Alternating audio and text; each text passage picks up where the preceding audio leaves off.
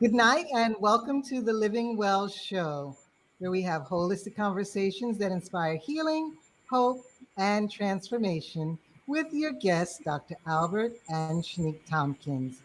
Hello, everyone. I am Shanique and welcome. Good night. I'm Dr. Albert. And tonight we are excited to have a wellness guest. This is one of my personal favorite topics. So I'm looking forward to hearing from our guest. Dr. Albert, will you go ahead and introduce? I sure will. Well, as you know, this is the last week of October, and we are in the fourth quarter, believe it or not, Mhm. of 2021. It's almost over. Almost over. And you know that at the beginning of every year, a lot of persons have what they call resolutions about weight and eating healthy. But as you know, life happens and you may not reach that goal. And so tonight, we thought it'd be a good idea to talk about it's the fourth quarter and it's not too late to lose the weight. And tonight we have a special guest, Dr. Valrose, who's going to help us today, and he is our specialist on tonight. So, Dr. Joseph Valrose is a holistic health consultant who specializes in guiding clients in becoming a healthy and well balanced individual. He has been coaching and developing a mindset of treating the whole body by utilizing their innate abilities and the natural resources in their environment. Dr. Valros received his doctorate in holistic theology with a concentration in alternative medicines in 2000 and has assisted thousands of persons to become the best version of themselves. So, good night, Dr. Valros. Welcome to the Living Well Show. Go ahead and greet the people, please. Good night, Dr. Albert and Shanik. I'm very delighted to be here. And good night to our viewers, those of you that are tuned in and viewing us tonight. It's my pleasure to be on tonight to give you some bit of information about holistic health. I've been doing it for all my life pretty much, and I have seen the major benefits I've received from it. And so tonight, with the little time that I have, I'm going to try to pack all that in so you can be benefited from what I have to offer. So welcome, everyone. I trust you're going to have a good show tonight. Great. Well, thank you. We welcome you, and we're so appreciative of you coming to us on tonight. And so, Dr. Valros, you've been in this for some time. Please tell us about your journey. How did you get into holistic theology with a concentration in alternative medicine? All right. Well, first, I didn't get there just yesterday. It took a while. Right. Everything we do, we have to do it in moderation and step by step, progressively to get there. And so, my major problem was I had a bit of a sinusitis, and Mm, every time around September, October, I would have this sneezing and the headaches and all of that, and I felt something was wrong with me. And why is it everyone is living normal lives and I'm here with having to wear a cap every time? And when I did some research, I found out it's not really my biological that has a problem. It is the mm, things I do. For example, what I eat, the things that I eat, what type of exercise I'm doing, if I'm doing any, and that sort of thing. And I found out that eating red meat was a no-no for me. So that mm, was one of the things that triggered off my sinusitis. So I abstained from that. But yet still I found out that it continued every year. I felt a little bit, well, it's still on. Something must be wrong. And I realized it's the dairy products. So I had to cut off the dairy products. mm. So what the dairy products would do is that they create a sort of mucus base in my respiratory system and sort of give me all the sneezing and all the coughing and all that. So I took away the red meat, I took away the dairy products, and yet it sort of alleviated a bit, but not to the extent I really wanted it. So I felt there might be something else missing. And again, that's over a period of time. It doesn't happen like yesterday. So I did some more research. I felt, well, maybe it has to do with the way I exercise or how I have my mobility. I used to love running, but Mm. occasionally. Okay. But then I found out that you should put in some hours in every day to be flexible and also do a bit of sweating and get rid of that toxin. And I found out it's only after I started really doing some routine exercises I've realized that my sinusitis came under control. So Okay. with the combination of diet and exercise, I found out that I could sort of reverse sort of things that affect my body.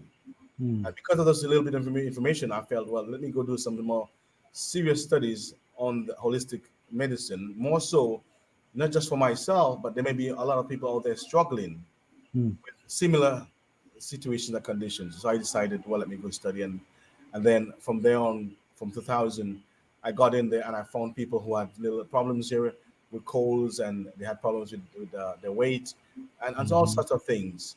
But it never really started just from my little sinus. When it started basically because of my passion Okay. for wanting to know more of the Word of God. How I can imagine that God would create us in such a unique way and not provide a manual that is sustenance, that is sustainable for us. So I delved deeper into the Bible, and I found out that the manual is there. Our constitution for healthy living Mm. is the Bible. And so I started from Genesis, and I found out most of it was when God created us and what He said we should eat and how we should Okay. go about preparing food for ourselves. He said, the herbs you shall eat, the leaves you shall eat for food. And Mm. that way it started. And I realized that the things that we are now eating are so processed that Yeah. we don't really get much nutrients from it. We took out all the nutrients and we're only looking for taste now. But I found out the more whole and the more grains you use and the raw foods that you use, the better for the body, because you have a natural body Yeah. and it need natural sustenance and natural things to True. sustain it. And that's how I managed to delve deeper and deeper and realize that people do need some help. Yeah. Only after a while I realized when I started doing my regular exercises, I found myself doing it on a very religious basis. Then others Mm. saw me doing it and realized that they too can be part of it, Mm.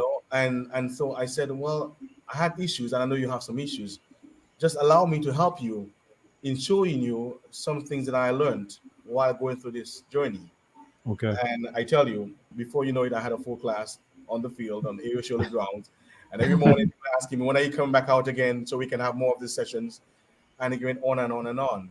But there are those who are listening that might have had someone running into me and had some of my fitness training. And they sort of discourage others to not join my fitness training for one reason only. And that is, they said I'm too strict, I'm too rigid, discipline. But it takes discipline to It get things does. done and to get certain results. And so I Yeah. think that's why I've been so effective in getting people to really get turn the life around. So thank you for sharing your journey. It sounds like you put yourself on a health continuum. Now, we in the wellness industry know what that jargon is. Will you unpack what that means and how people can put themselves on a continuum to reach their goals? What is a health continuum and how will that benefit others? Right. I'm happy you mentioned that because a lot of time people want to just lose the weight. They Mm. look at their bodies in the mirror and say, "Well, this is not what I want to look like. I want to look like this Barbie doll I saw on television, or I saw someone looking really good and fit." And what happens is that people just want to lose the weight and not realizing that being healthy and having a good well-being is progressive, number one, and it's a lifestyle.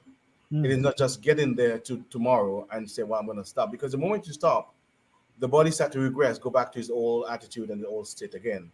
So Wow. what is important is that we maintain that and we treat it as a lifestyle. It's the turnaround. It's not just making a slight change for today, and when we get a bit of result, we stop.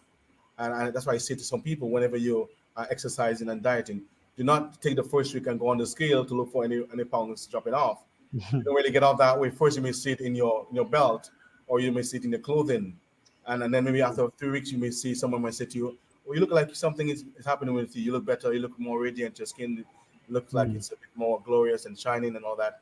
But after a while, you realize that you yourself feel better. You get Mm. better sleep at night, and you feel Yeah. better. You have more energy. So it's not just really losing the weight. It's more of trying to develop a healthy lifestyle and sticking with it, because Mhm. you don't live just for tomorrow. You live forever. This is Yeah. my whole thing about it. So you have to continue to do the things that benefit you. And I appreciate that because you're right. We have to look at the long game and not just the scale at the moment.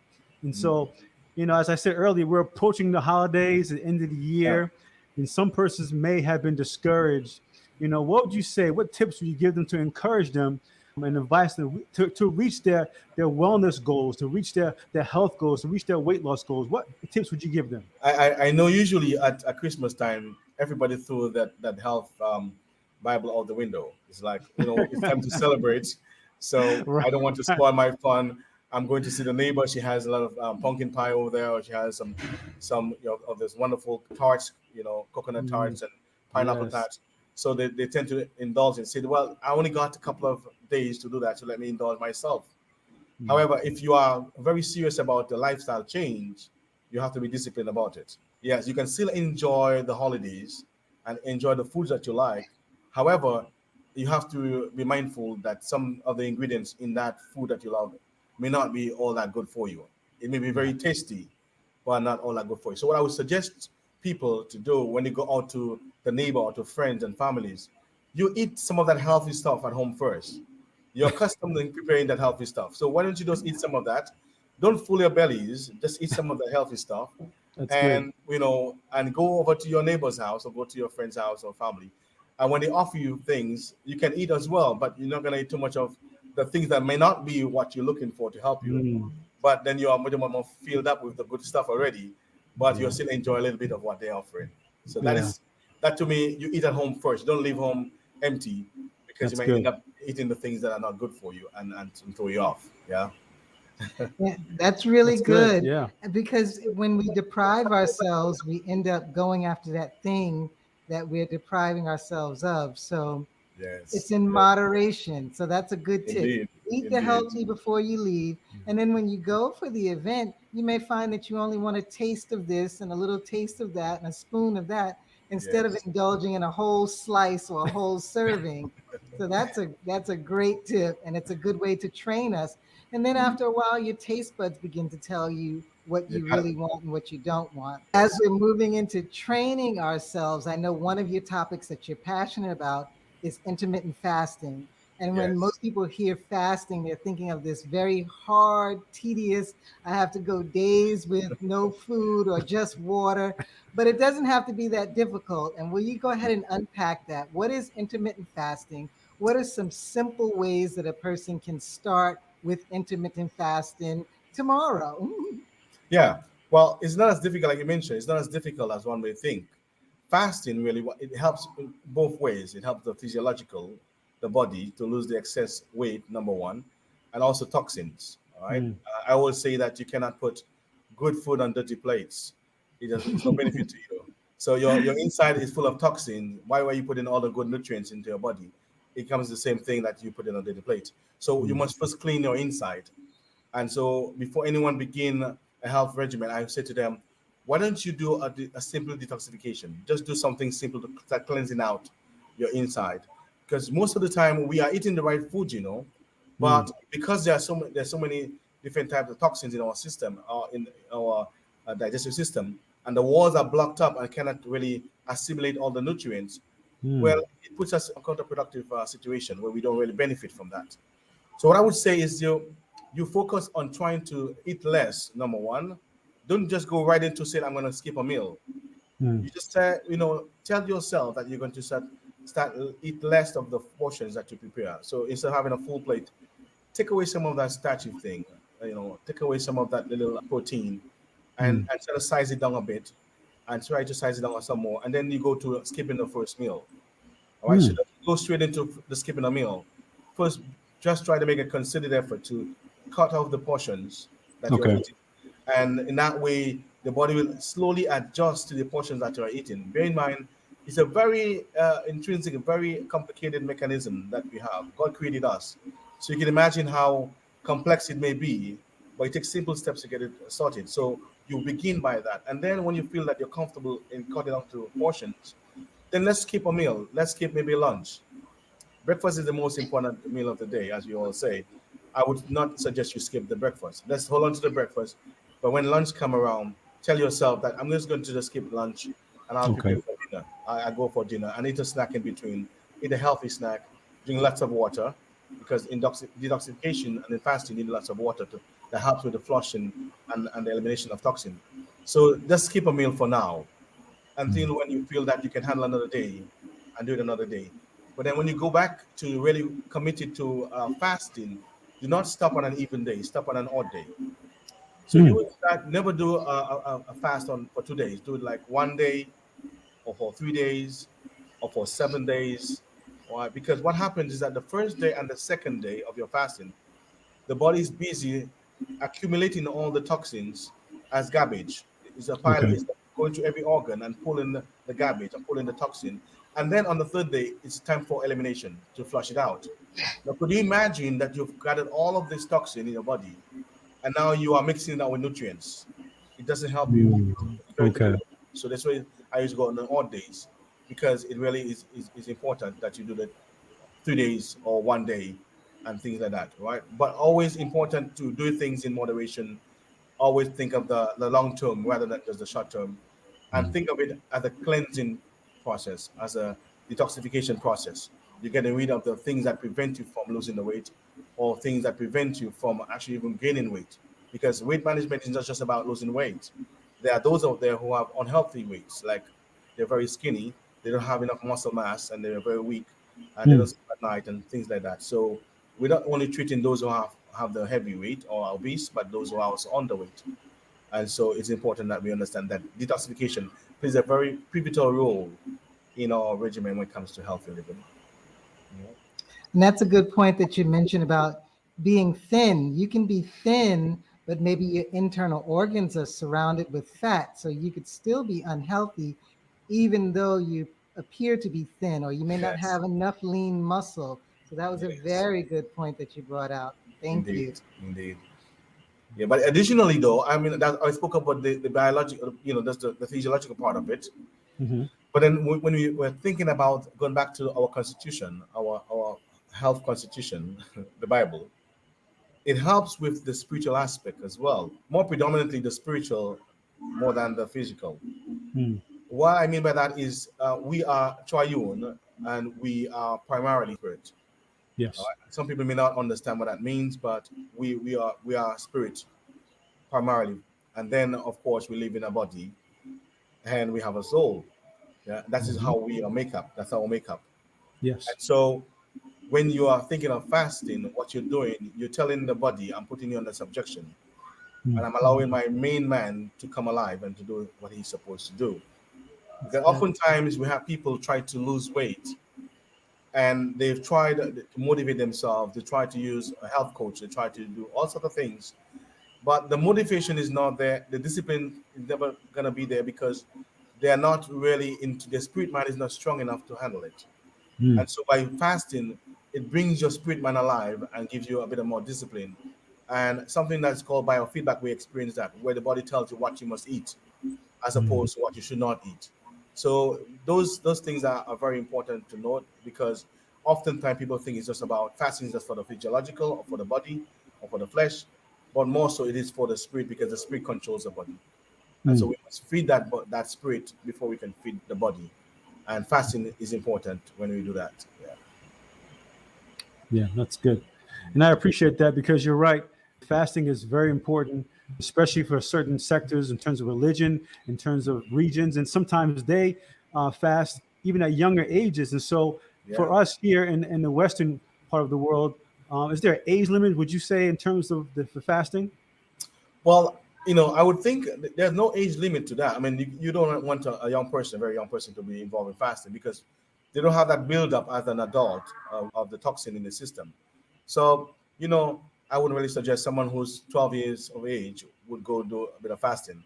What I would suggest, though, is because we are taking everything out of a lifestyle, based on a lifestyle, that every quarterly we should have a main cleanse, a sort of a cleanse, I would Mm. say. You focus on that time for flushing out because yes, it's good to eat good nutrients and good food, but even at times those good food that you eat, they are not properly assimilated. They're still left some residue in your large intestine, and you sort of need to flush it out. Mm. By abstinence of food, you get a bit of a detoxification. You stop eating for a while. Fasting helps to get that out. And some people say, well, what else can I use? Well, you can use a bit of aloe as well. Aloe with lemon juice in some water. And every morning you get up and drink that first in the morning. That helps to flush you out as well. So Okay. the age limit, I would not say that there's an age limit. Once you're alive and you are very serious about your health, you should sort of get yourself to do a bit of a cleanse, at least every quarterly. Spend some time with Okay. that. Or if you can do a mini detox every week where you abstain from food by doing a little bit of intermittent fast, that's fine. That could work just the same. You mentioned aloe and lemon of the body. What other nutrients would someone benefit from to help cleanse the inside? What other foods can they use to help prepare the body for fasting and for weight loss? All right. So for fasting, really, like I said, you are going to abstain from all the food that you eat. It's like saying let's forget about the food for the day and let's focus on allow the body to flush out. Mm. So broth, having a broth prepared at the end of the day, Mm. soups. That's how you break the fast. Okay. That is to me the best way to break your fast. It's a little bit of a bowl of soup with some crackers at the end. That to me is very important. Do not put anything fatty in there. Don't put anything like a lot of protein or a lot of hard food like ground provision or rice. Try to have a broth made up of carrots and a bit of legumes in there, cucumbers you can have on the side if you like. But you try to Okay. have something that's all natural and all wholesome foods that are raw and partially cooked. You can use those for your breaking your fast, as opposed to saying, "Well, I'm very hungry. Now let me go eat a big bowl of chicken and all that." You So I know, shouldn't have pea soup then, huh? yeah. Yeah. But and that's what the body wants because it will Yeah. continue the cleansing process even after you're finished. Yeah. Most of the time, we look forward to having a result as we start our regimen, but it doesn't happen right away. It takes a little while for the body to do a complete turnaround. And then you begin to see some results. But so we must understand patience is also important when we decide to have a lifestyle change. It's not going to be something that is done overnight. You're right. It does take patience, and we live in an instant world. We want results right now, so we have to be disciplined and have patience. So we take the heed to that advice, and I guess in that same vein, for those who are dealing with gross obesity, I know that's a major problem in the Western world. What are some of the nutritional guidelines and tips you give for them to assist with that issue?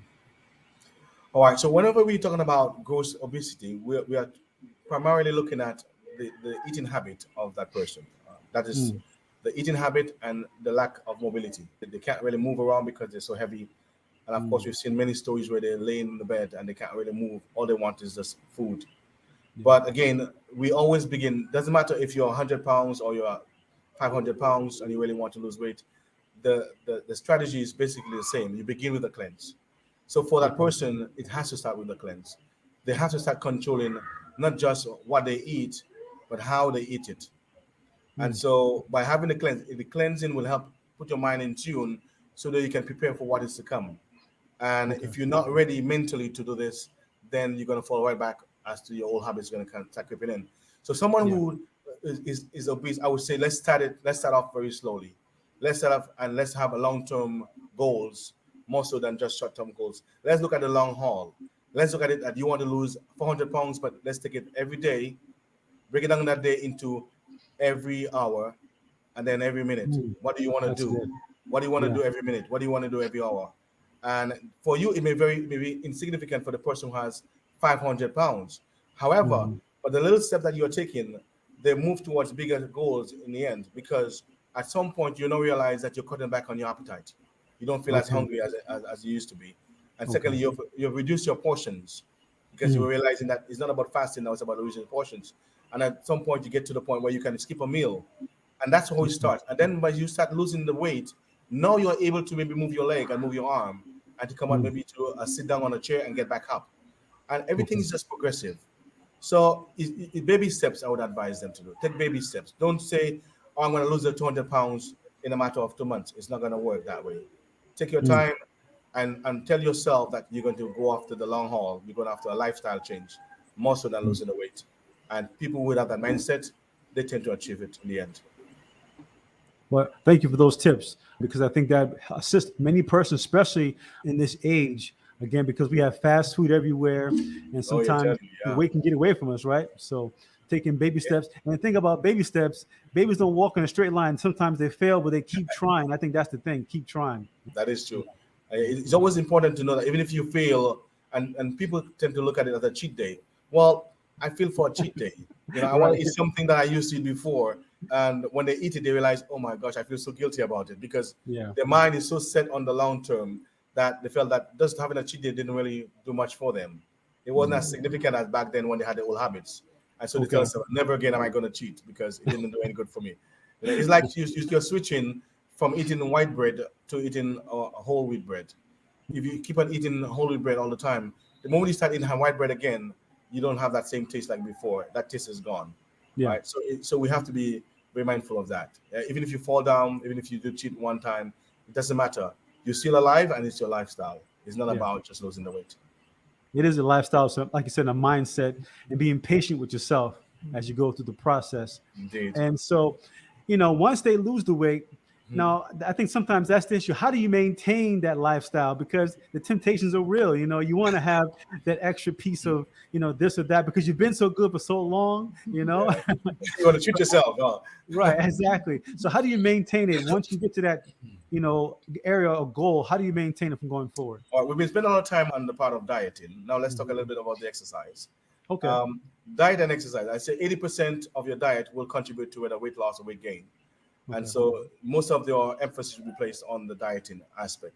But then there's another 20% which involves physical exercise that you should have on a very regular basis. You don't need so much of exercise every day. You just need about 20 to 40 minutes a day, depends on what you want to do, and get a bit of sweating. All right. If you're not sweating, you're not really working out for me. That's how I look at it. So I Right. would say to the men, you try to do some push-ups and do push-ups to match your age, like I mentioned in the conference sometime Yes. back. Yeah.